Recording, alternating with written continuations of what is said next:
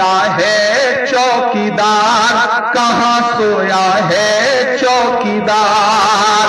Gas cylinder की कीमत भी 1000 के पार, कहाँ सोया है चौकीदार, कहाँ सोया है चौकीदार। कि चाय बेचने वाला पूरा भारत बेच रहा है।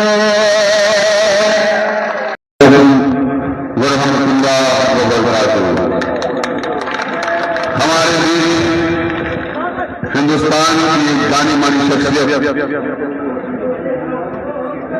ऑनरेबल मेंबर ऑफ पार्लियामेंट और बहुत बड़े शायर इमरान प्रताप गढ़ी साहब उस वक्त खड़ी हुई धरती पे तासीर से मौजूद है। हेलो हेलो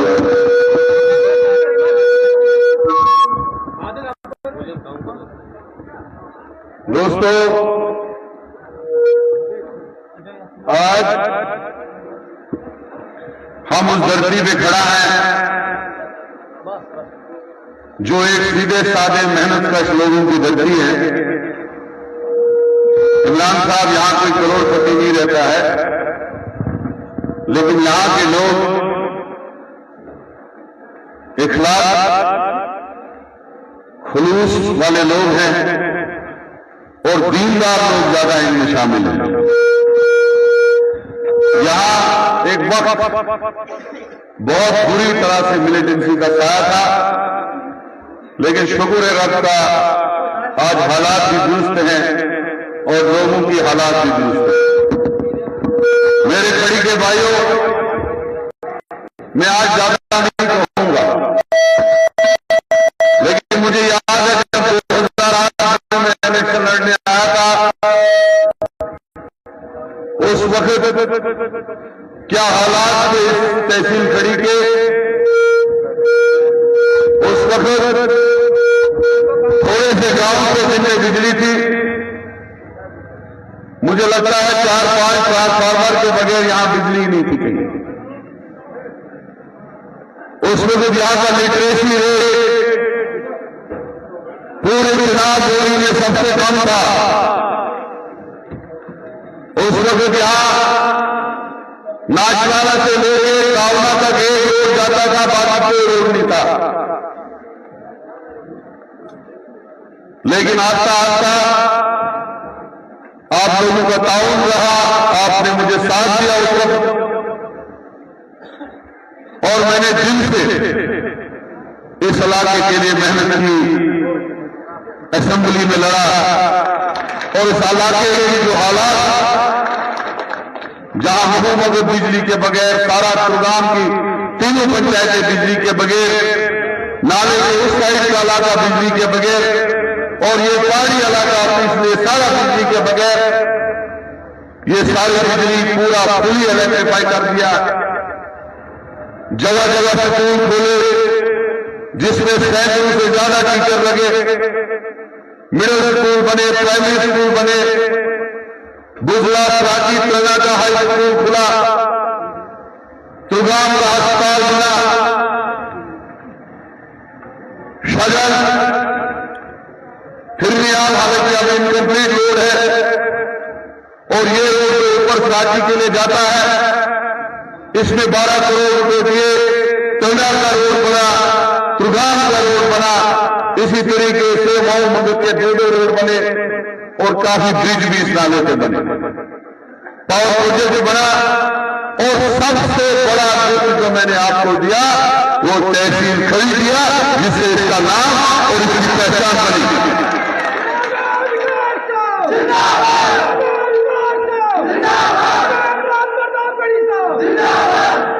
जो लोग यहां पावर प्रोजेक्ट बना, यहां रिफिलिंग स्टेशन बना, और अगर मेरी बिजली की मिनिस्ट्री नहीं गई होगी, यहां 50 मेगावाट का बिजली प्रोजेक्ट जहां ये फायरिंग होती है नाचपाड़ा में, वहां पे 50 मेगावाट का प्रोजेक्ट जो है तैयार था, कुछ दिन रहे थे, लेकिन मेरी मिनिस्ट्री जाने की वजह से वो प्रोजेक्ट रुक गया। लेकिन आपको इंशाल्लाह भरोसा देता हूं वो प्रोजेक्ट भी हम जल्दी बिजली का तय शुरू करेंगे। यहां छोटा 5 मेगावाट का बिजली प्रोजेक्ट जब मैं बिजली मिनिस्टर था उसको शुरू किया हमने, और आज वो बिजली भी दे रहा है। अभी बहुत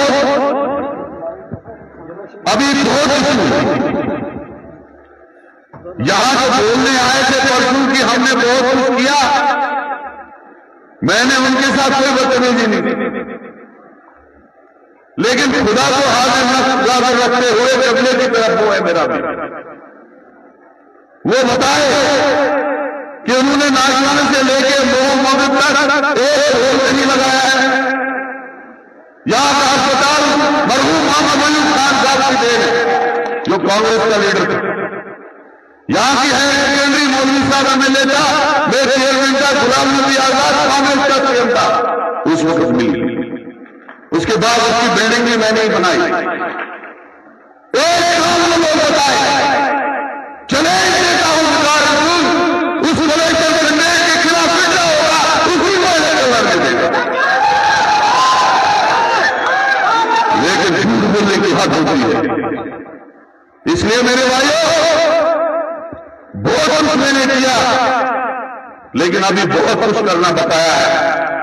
यहां का डिग्री कॉलेज मेरा वादा है, इक़्तिदार में आके ही यहां का डिग्री कॉलेज बनेगा, यहां का आईटीआई बनेगा, यहां की सीआईटी बनेगी, और यहां के जो भी इशू होंगे वो सॉर्ट आउट होंगे। विकास रसूल इस खड़ी को खूबसूरत इलाका देखना चाहता है, सबसे बेस्ट इलाका देखना चाहता है। यहां की नौजवानों को अगर रोजगार है, इस वक्त अगर 100 टीचर होंगे वो वही स्कूलों में लगे हैं जो हमने दिए थे आपने टाइम में। जब हमारी सरकार चली गई उसके बाद एक स्कूल भी आपने देखा, उसके बाद एक डिस्पेंसरी भी आपने देखी, नहीं देखी, कोई काम नहीं हुआ। उसके बाद हम चाहते हैं कि ये जो ट्रेन आई है कटरा से यहां तक टोटल 1 घंटा लगेगा, और मोहम्मद एक खूबसूरत टूरिस्ट स्पॉट बने, गुलबर्ग में खूबसूरत एरिया है, इंशाअल्लाह उसको भी सजा के हम दम लेंगे। काफी सारे इश्यूज हैं जो हमें बताने हैं। मैं तो डेवलपमेंट की ही बात करूंगा, बाकी आप लोगों को कहूंगा कि रास्ते से भटक के मत, उन लोगों के पीछे मत जाइए जिन्होंने हमारी 70 साल नस्लें बर्बाद कर दी। एक आदमी आता है नोट के बदले वोट दो, ठीक है ठेकेदार 4 नोट खाएंगे, लेकिन गरीब का क्या बनेगा? गरीब तो बर्बाद हो गया ना।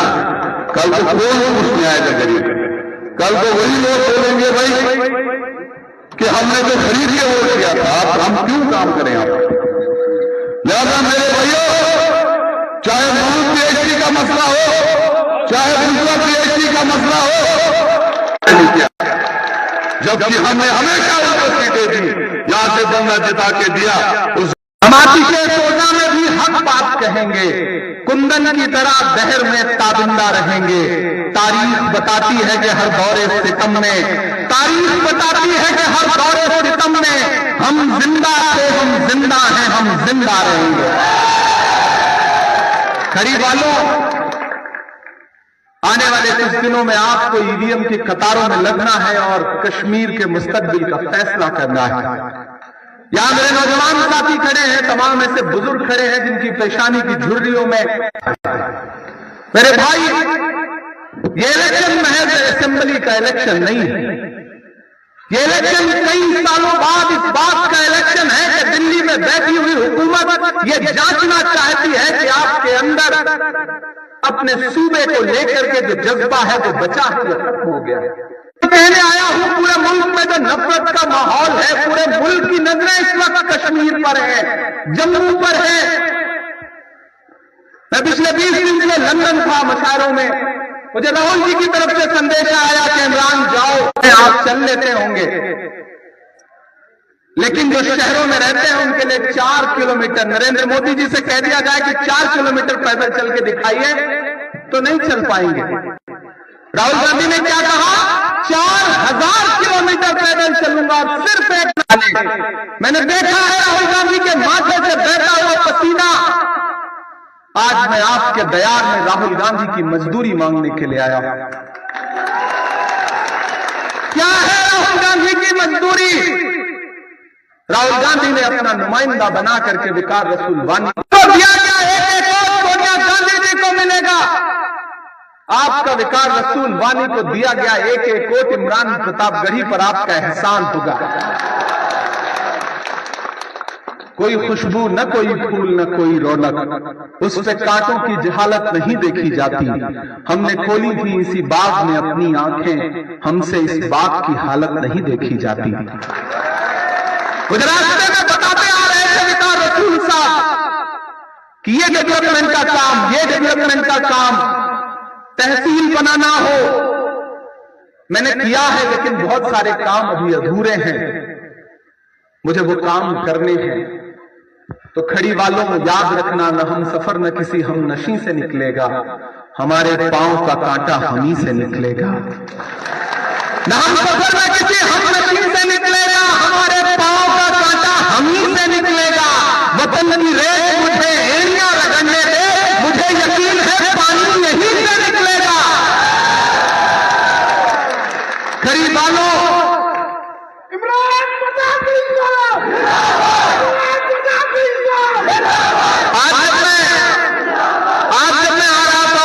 हेलीकॉप्टर वहां पे लैंड कर रहा था तो मैं सोच रहा था कि मैं शुक्रिया अदा करूं विकार रसूल साहब का, वरना पता नहीं जिंदगी कब आप लोगों के बीच में लाती या न लाती, मुलाकात होती या न होती।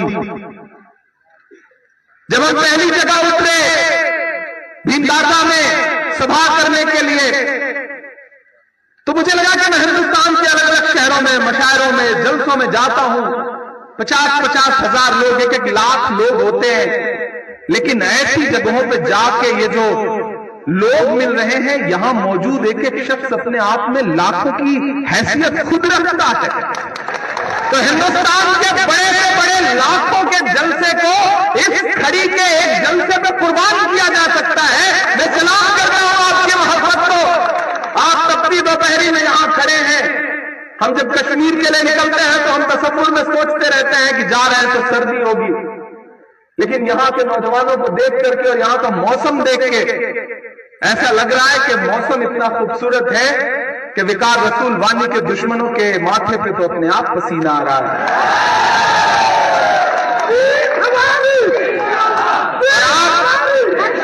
इस पसीने में, इस दोपहरी में, धूप में यहां खड़े हैं, छतों पर, सड़क पर, इस तरफ।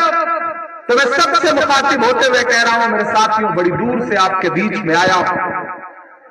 पिछले 2 साल से देश की सबसे बड़ी पार्लियामेंट में, राज्यसभा में बैठता हूं, और इन 2 सालों में तकरीबन 700 दिनों में मेरा खुदा गवाह है कि कोई एक दिन ऐसा नहीं गुजरा होगा जब मैंने आपकी फिक्र के बगैर गुजारा हो, जब आपके मुद्दों पर देश के हाकिम की आंख से आंख मिला करके आवाज न उठाई हो। पता नहीं हमारी बोली हुई बातें आप तक पहुंचती हैं नहीं पहुंचती हैं, लेकिन गुजारिश करूंगा कि एक बार सुनिए, तब आपको यह महसूस होगा कि आप जैसी आग अपने सीने में दबाए हुए तमाम लोग आपके मुद्दों पर हिंदुस्तान भर में लड़ रहे हैं, आपके मुद्दों के लिए। मैं इमरान हूं, मैं भारत का इमरान हूं, इसलिए आपसे गुजारिश कर रहा हूं अपना दामन फैला करके खड़ी वालों कि जिस दिन ईवीएम मशीन खुलेगी,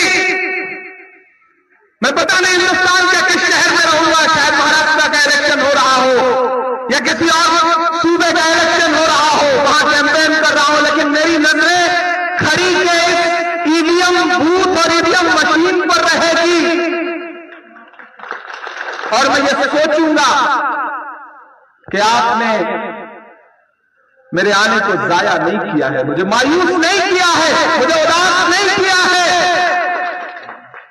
मैं आपसे आखिर में गुजारिश कर रहा हूं कि विकार आपके अपने हैं, कुछ काम उन्होंने किए हैं, कुछ बाकी हैं, और रास्ते में आते हुए चौपर में ये मुझसे वादा कर रहे थे कि इमरान साहब जब हुकूमत बनेगी और आने वाले दिनों में दिल्ली में भी बनेगी। ये मैं आपको यकीन दिला के जा रहा हूं, यकीन दिला के जा रहा हूं।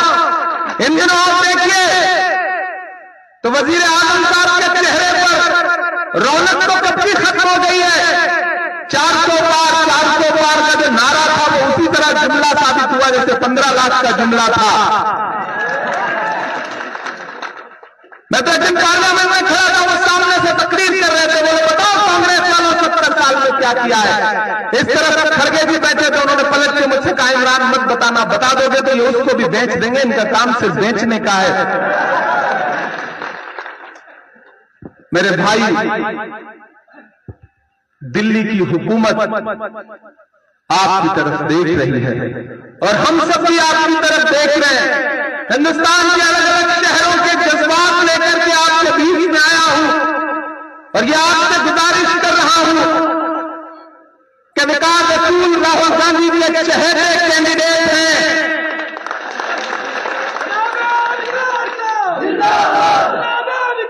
कोई आए बरगलाए खरीदने की कोशिश करे तो उससे यह कह देना कि रब ने बख्शा है जो ईमान नहीं बिकता है, यानी अल्लाह का फरमान नहीं बिकता है। रब ने बख्शा है जो ईमान नहीं बिकता है, यानी अल्लाह का फरमान नहीं बिकता है। वो जो ऑटो के खरीदार जहां आएंगे उनसे कहना कि मुसलमान नहीं बिकता है। मेरे भाई, विकास मेरे लिए भाई की तरह है और इन्होंने जब मुझसे कहा कि आपको हाजिर होना है तो मैं हाजिर हो गया। जिन्हें लगता है कि साजिशें करके हरा देंगे, वोट तकसीम करेंगे और हरा देंगे, मैं तो शायर हूं, सियासतदां बाद में हूं। मैं आपकी धड़कनों को समझता हूं, उन्हें आवाज देता हूं, उन्हें लफ्जों में ढालता हूं। मैं जब आ रहा था तो मेरे पास किसी का संदेश आया कि साहब ये कहा जा रहा है कि ठीक है वो तो शायर है, आ रहा है, बोल के चला जाएगा। हमने कहा उनसे कह दीजिए कि हमको उड़ने के तरीके न सिखाओ यारो, पेड़ से आए हैं, पिंजरे से नहीं आए हैं। इसलिए आपसे अपील कर रहा हूं, बहुत देर क्योंकि इसके बाद 2-3 सभाओं में और जाना है। एक वादा आपसे करता हूं, आप जब ईवीएम की कतारों में जाना और हाथ के पंजे के सामने वाला बटन दबाना तो यह ख्याल रखना कि आप सिर्फ एक एमएलए चुनने नहीं जा रहे हो, आप एक मिनिस्टर चुनने जा रहे हो। ये मेरा आपसे वादा है, ये मेरा आपसे वादा है। आप इन्हें एमएलए बना करके भेजिए, मैं राहुल गांधी जी का दामन पकड़ के इनको मिनिस्टर बनवा के वापस भेजूंगा। ये आपसे वादा करता हूं,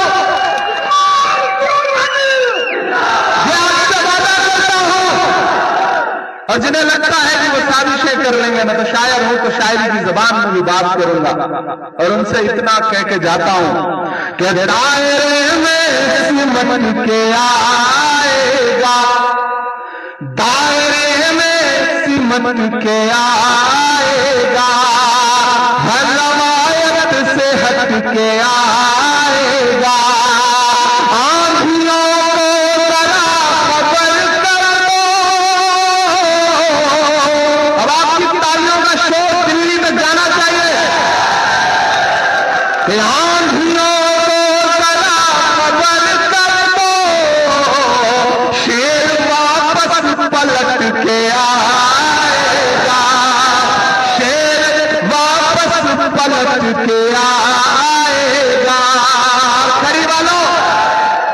इंशाअल्लाह मेरा आपसे वादा है, मैं आपको जबान देता हूं कि मैं देश की पार्लियामेंट में हूं, मैं इस इलाके में आज आया हूं तो मुझे बहुत सारी चीजें हैं, बहुत सारे मुद्दे हैं जो समझ में आ रहे हैं।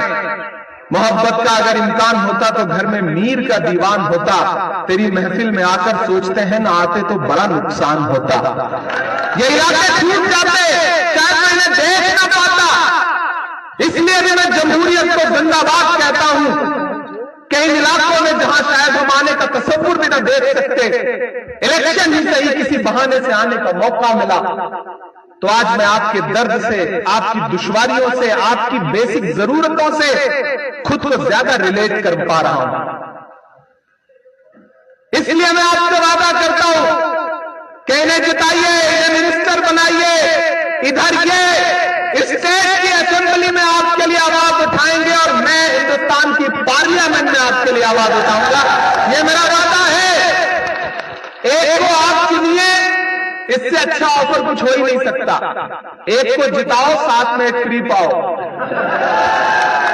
इन्हें एमएलए बनाओ, एक एमपी आपको फ्री में मिलेगा, जो आपके लिए इंशाअल्लाह, मैं कुछ बड़ी बात तो नहीं कह रहा हूं, लेकिन मेरा आपसे वादा है कि आने वाले दिनों में मैं विकास रसूल साहब से डिस्कस करूंगा और हिंदुस्तान की पार्लियामेंट में अगले सेशन में खड़ी का नाम लेकर के यहां के मुद्दे को उठाऊंगा। ये मेरा आपसे वादा है, ये मेरा वादा है। और ये वादा सिर्फ एक सियासतदान का नहीं है, एक शायर का भी है। सियासतदान कभी कभी फिर जाते हैं अपने वादे से, लेकिन शायर नहीं मुकरेगा। ये मेरा वादा है आपसे। आपके मुद्दे उठाऊंगा, आपसे वादा करता हूं। और इंशाअल्लाह वकार साहब से भी एक वादा लेता हूं कि जब आप यहां से जीतिएगा तो अगली बार मिनिस्टर बन के जब इस इलाके में आइएगा तो मुझे भी साथ लेके आइएगा। मैं एक बार फिर आऊंगा, यहां की आवाम का शुक्रिया अदा करने के लिए आऊंगा और कोशिश करूंगा कि यहां के नौजवानों से, यहां के बुजुर्गों से मिल सकूं और पर्सनल तौर पे उनका शुक्रिया अदा कर सकूं। बहुत अच्छा लगा। यहां जो हमारे लोकल मीडिया के साथी हैं उनको भी शुक्रिया अदा करूंगा। आप लोगों ने थोड़ी बहुत जो जर्नलिज्म है उसे बचा रखा है, वरना हम तो दिल्ली में गोदी मीडिया को ही देखते रहते हैं। लेकिन आप मुद्दों की पत्रकारिता कर रहे हैं, मुद्दों का जर्नलिज्म कर रहे हैं, इसलिए आपको मुबारकबाद।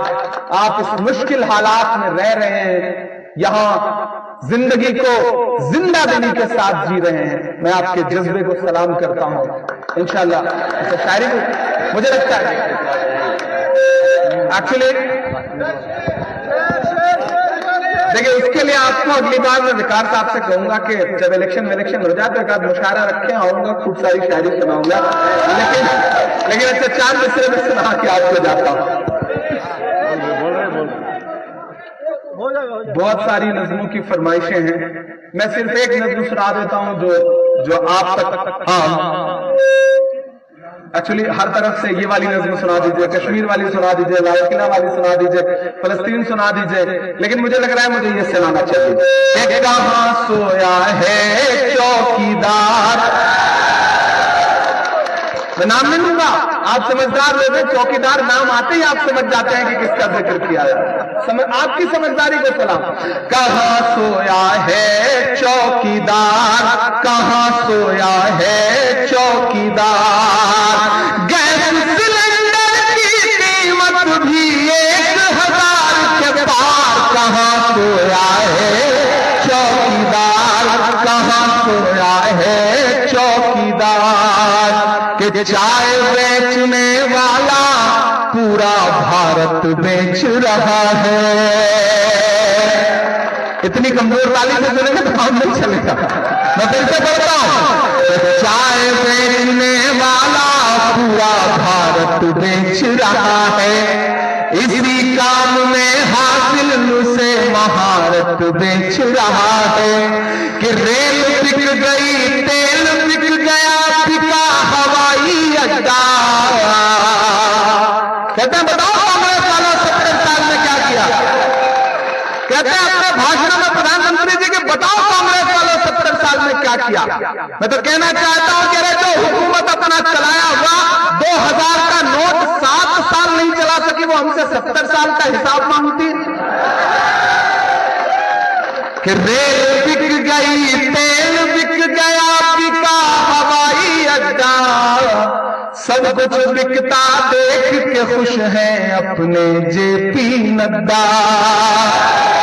कि जनता महंगाई की मारी, जनता महंगाई की मारी करती हाहाकार, कहां सोया है चौकीदार, कहां सोया है चौकीदार।